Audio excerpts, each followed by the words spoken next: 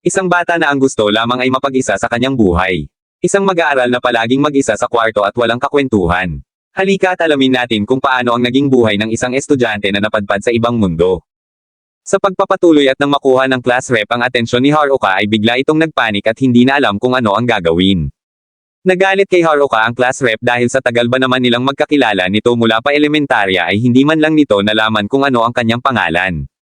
Makalipas ang ilang sandali ay dumating ang iba pang mga babae at hinihingal ang mga ito dahil sa ginawa nilang paghabol sa class rep.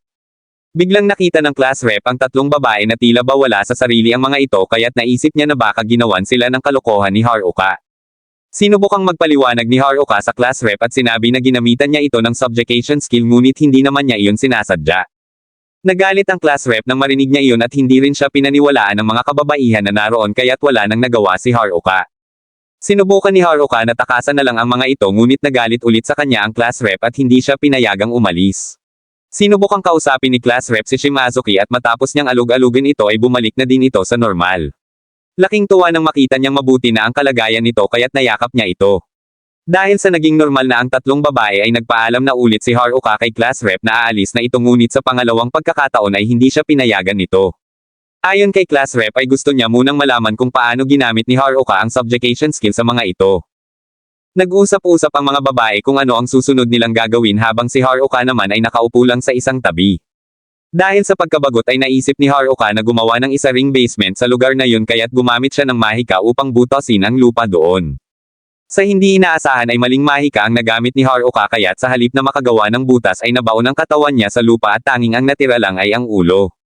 Muling nagalit ang class rep nang makita si Haruka na nakalubog ito sa lupa gayong ilang minuto lang naman ang hinihingi nitong paghihintay. Nilapitan siya ni class rep at tinulungan siyang makaalis ito sa lupa. Nang makaalis na si Haruka ay nilapitan siya ng mga babae at humingi ng paumanhin ang mga ito kay Haruka dahil sa mga masamang inisip ng mga ito sa kanya.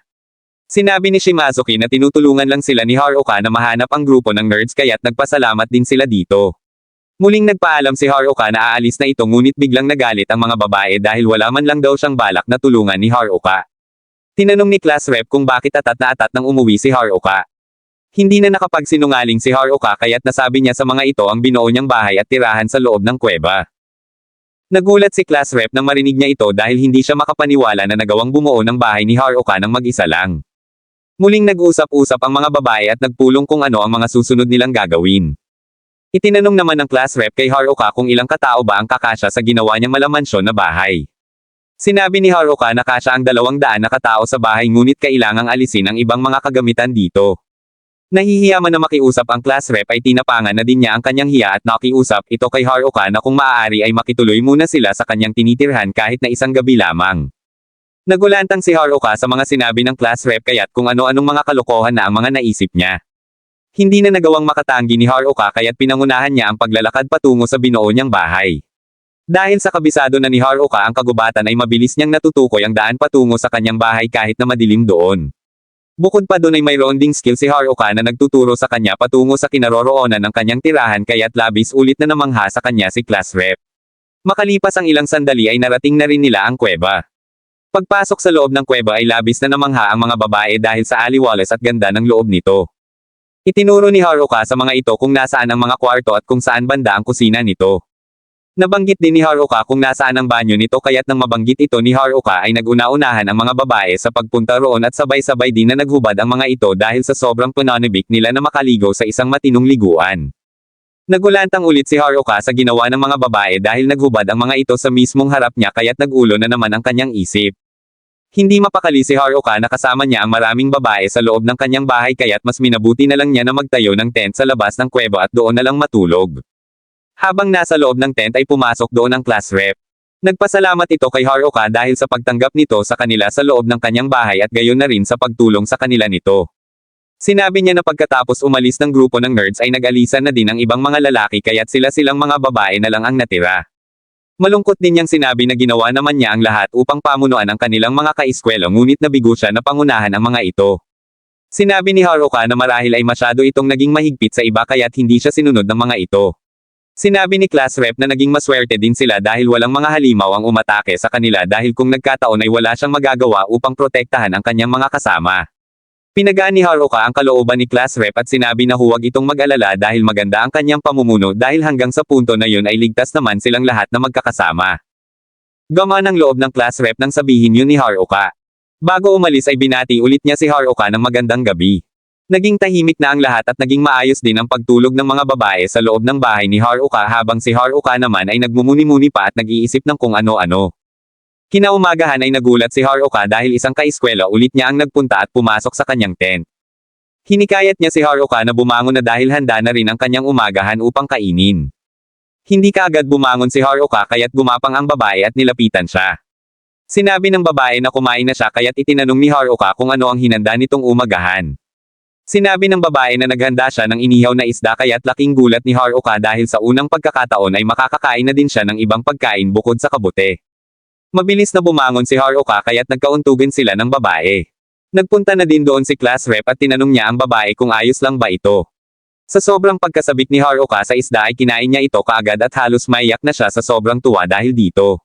Nagulat ang class rep nang makita niya ang reaksyon ni Haruka kaya't tinanong niya ito kung ngayon lang ba ulit ito nakakain ng isda.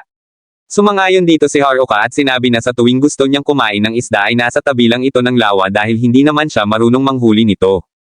Dahil doon ay hinikayat ni class rep ang isa niyang kaeskwela na ipakita kay Haruka kung paano sila nanghuhuli ng isda. May kakayahan ng babae na ito na gumamit ng electric spell kaya't sa pamamagitan ng paghagis nito ng kuryente sa lawa ay mabilis na namamatay ang mga isda. Namangha dito si Haruka kaya't nakiusap siya sa babae na ulitin-ulit nito ang kanyang ginawa. Naglabas ulit ng electric spell ang babae at matapos nun ay ginamit ni Haruka ang kanyang packing skill upang makopya niya ang skill na iyon. Matapos kopyahin ang spell ay inihagis ni Haruka ang kuryente sa lawa kaya't sa unang pagkakataon ay nagawa na rin niyang makahuli ng isda. Dahil sa ginawa ni Haruka ay nagkaroon siya ng spell na lightning magic. Tinanong ng class rep kung ano ang ginawa niya kaya't sinabi ni Haruka na sa pamamagitan ng skill niya na packing ay nagagawa niyang kopyahin ang iba't ibang uri ng elemento. Namangha ang class rep sa sinabi ni Haruka kaya't nasabi niya na overpowered ang skill ni Haruka. Sinabi ni Haruka na marahil ay dulot yun ng pinagsama-sama niya mga skill ngunit sinabi ni Haruka na hindi pa rin siya ganon kalakas dahil puros walang kwentang skill lamang ang napunta sa kanya. Matapos nun ay nagpunta rin sa lawa ang ibang mga babae. Itinanong ni Haruka kay class rep kung ano na ang sunod na balak ng mga ito. Naupo sila sa isang bato sa tabi ng lawa at doon sinabi ng class rep na hindi pa malinaw ang lahat ngunit balak sana nila na magpunta ng nayon. Sinabi rin niya na kinakabahan pa ito dahil delikado sa loob ng gubat kaya't gusto sana nila na magpalakas muna nang sa gayon ay ligtas silang makalabas ng kagubatan. Dahil sa kanyang mga narinig ay iminungkahi ni Haruka na handa siyang tulungan ang mga ito. Pinagtipon-tipon ni Haruka ang mga babae upang kausapin ang mga ito. Bago ang lahat ay tinanong muna niya kung anong level na ba ang mga ito. Nakita ni Haruka na mataas na pala ang level ng mga ito kaya't nanlumos siya dahil ang kasalukuyang level pa lang niya ay level 7 sa kabila ng ilang araw na rin niyang pag-alagala sa kagubatan. Naisip ni Haruka kung kailangan pa ba talaga niyang tulungan ang mga babae dahil mataas na pala ang level ng mga ito kaya't sinubukan niya kung ano ang kakayahan ng mga ito. Nagset siya ng isang laban kung saan ay kalaban ng mga babae ang mga kengkoy na kobold. Buong kumpiyansa ng mga babae na kayang-kaya nilang talunin ang mga kobold dahil level 6 pa lang ang mga ito ngunit kabaligtaran ang nangyari. Makalipas ang ilang sandali ay walang kahirap-hirap na tinalo ng 3 kobold ang mga babae. Nagreklamo ang mga babae kay Haruka dahil hindi naman daw nito sinabi na nangangagat pala ang mga kobold at mabibilis palang kumilos ang mga ito. Pumasok sila sa tent ni Haruka at muling nagpulong-pulong upang paghandaan ang susunod nilang pagharap sa mga kobold. Habang nag-uusap-usap ay hindi naman mapakali si Haruka habang tahimik lang itong nakaupo sa loob. Matapos ang pag-uusap ay lumabas na rin sa tent ang mga babae. Sa hindi inaasahan ay naiwan sa loob ng tent ang babaeng nagbigay ng isda kay Haruka. Humingi siya ng paumanhin kay Haruka dahil sa nangyari kinaumagahan at nagpasalamat din siya dito dahil sa pagiging mabait nito sa kanila. Sinabi niya kay Haruka na bibigyan niya ulit ito ng isda bukas ng umaga kaya tinawag siya ni Haruka na fish girl. Muling natapos ang isang gabi at sumibol ulit ang panibagong umaga. Gaya ng sinabi ng babae ay binigyan niya ulit ng inihaw na isda si Haruka kaya't enjoy na enjoy ulit ito sa pagkain. Habang kumakain sa loob ng tent ay narinig naman ni Haruka ang pag-uusap ng mga babae tungkol sa paghihiganti ng mga ito sa mga kobold. Naghanda ang mga babae sa pagharap sa mga kobold ngunit pinigilan sila ng class rep at sinabi na kailangan muna nilang magsanay bago nila kaarapin ang mga ito. Bago humarap sa mga kobold ay sinubukan muna nilang makipaglaban sa mga goblins. Natapos ang pakikipaglaban kaya't hinarap na ulit nila ang mga kobold para sa isa pang duelo.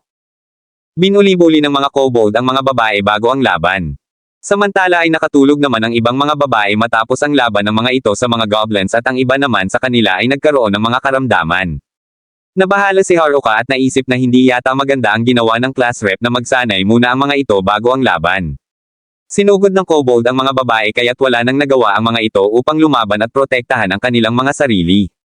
Nagtulong-tulong sila at ipinakita ang kani-kanilang mga kakayahan laban sa mga ito. Dahil sa kanilang pagtutulungan ay natalo nila ang mga kobold kaya't nagliparan ang mga ito at wala na ring nagawa upang makipaglaban pa. Labis na natuwa si class rep sa kanyang nakita kaya't pinagdiwang nila ang kanilang pagkapanalo at nakipag-appear siya sa mga ito. Hindi rin naitago ni Haruka ang kanyang saya dahil nagawang magtagumpay ng mga babae sa laban kaya't sa pagkakataon na yun ay maaari na ulit siyang makapamuhay ng mag-isa. Nakipagkamay ang mga babae sa mga kobold matapos ang pakikipaglaban nila sa mga ito. Nilapitan ni class rep si Haruka at muli ay nagpasalamat siya rito. Matapos nun ay nagtipon-tipon na ulit ang mga babae at naghanda sa kanilang pag-alis patungo sa nayon. Bago umalis ay naiwan muna si class rep at nakipag-usap kay Haruka. Sa sumunod na eksena ay kasalukuyang tumatakbo sa kagubatan ang isang kaeskwela ni Haruka habang umuulan ng malakas. Takot na takot ito dahil hinahabol siya ng isang lalaki. Tumama ang paa niya sa isang bato kaya't nadapa ito. Naabutan na din siya ng humahabol sa kanya kaya't wala na siyang nagawa kundi sumandal na lang sa isang puno. Unti-unti siyang nilapitan ng misteryosong lalaki na humahabol sa kanya kaya't nagmakaawa siya rito na huwag siyang patayin nito. Hindi nagpaawat ang misteryosong lalaki kaya't hinawakan niya sa leeg ang lalaki at sinakal niya ito. Hindi siya tumigil sa pagsakal hanggang sa bawian na din ng buhay ang kaawa-awang lalaki. Napangiti na lang ang lalaki sa kanyang ginawa at doon na din natapos ang 3 kabanata. Sino kaya ang misteryosong lalaki na ito? Yan ang ating aabangan mga kapogi kaya't tutok ka lamang.